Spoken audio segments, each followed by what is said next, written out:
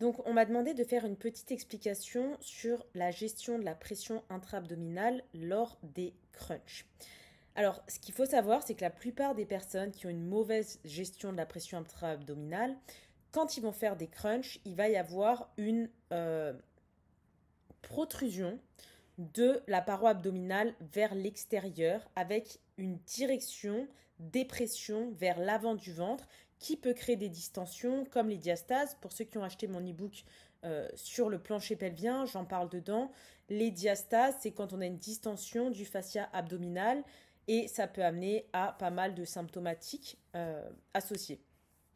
Donc quand on va répéter encore et encore et encore des mouvements où on envoie la pression vers l'avant et qu'on le maximise avec de la charge ou avec de la fréquence, on va créer petit à petit un mauvais mécanisme déjà qui va s'engrammer petit à petit et aussi qui peut amener à une dysfonction de la gestion des pressions en interne et qui peut amener à des conséquences avec des pathologies diverses et variées. Ça peut être des hernies, mais on peut avoir pas mal d'autres symptomatiques, des problématiques du plancher pelvien et pas mal d'autres pathologies.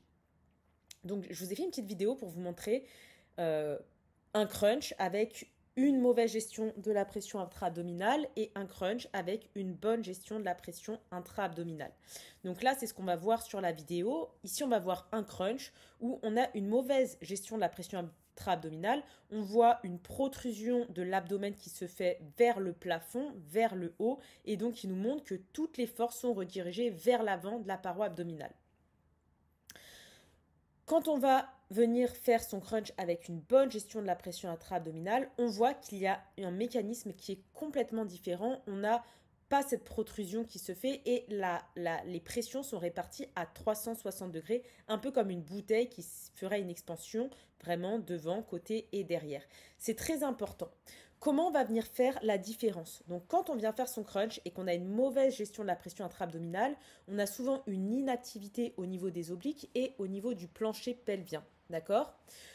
Quand on va faire le crunch et quand je fais mon crunch avec une bonne gestion de la pression intra-abdominale, je viens déjà chercher deux intentions. La première, c'est que je ne vais pas chercher à juste faire une flexion, je vais chercher à me grandir au maximum, comme si je m'enroulais autour d'un ballon, et ensuite je vais venir faire mon crunch. Au préalable, je vais préactiver mon plancher pelvien. Et on voit que le résultat sur la dynamique de gestion des pressions est très différente.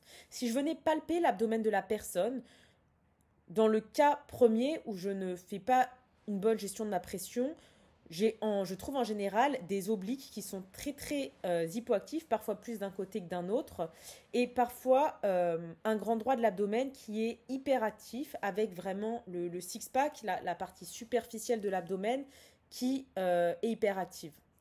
Quand je viens préactiver mon plancher pelvien et que je viens m'enrouler autour de ce ballon imaginaire qui va m'aider à engager mon transverse, je me retrouve avec un crunch, avec une harmonie au niveau de la distribution de l'activité musculaire entre mes obliques et le transverse, et avec en résultante, on le voit au niveau visuel, un impact au niveau de la redirection des pressions qui est complètement différent.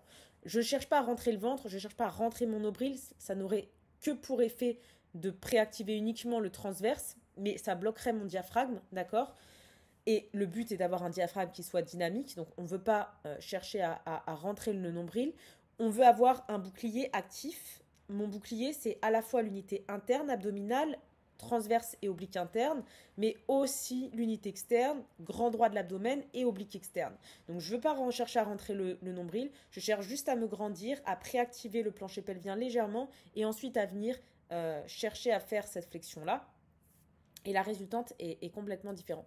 Donc voilà, on m'a demandé un petit peu comment je distinguais un crunch avec une bonne gestion de la pression intra-abdominale et un crunch avec une mauvaise gestion de la pression intra-abdominale. Qu'est-ce que ça donnait en visuel et comment je modifiais un petit peu par mes cues la gestion de cette pression. Et c'est une des façons de le faire.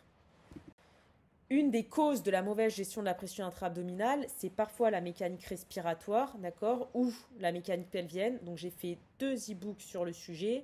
J'ai un e-book sur le plancher pelvien et j'ai un programme pour l'apprentissage et la distribution des flux respiratoires dans le corps qui sont disponibles sur mon site.